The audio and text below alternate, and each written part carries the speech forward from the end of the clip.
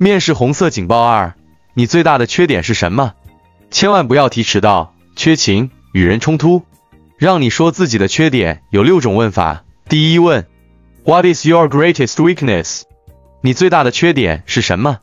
每个人都有缺点，你的缺点是对待工作太认真。第二问 ，Describe a time when you were criticized for poor performance。描述一次你因表现不佳而受到批评的经历。第三问 ，Tell me about a time when your work performance was low。告诉我你工作表现不佳的一次经历。回答重点是最后的结局一定要大团圆。第四问 ，Describe a time when you reprimanded an employee for poor performance。描述一次你因表现不佳而斥责员工的一次经历。重点不是怎样斥责，而是帮助他解决问题。第五问 ，Tell me about one of your failures at work。告诉我你工作中的一次失败。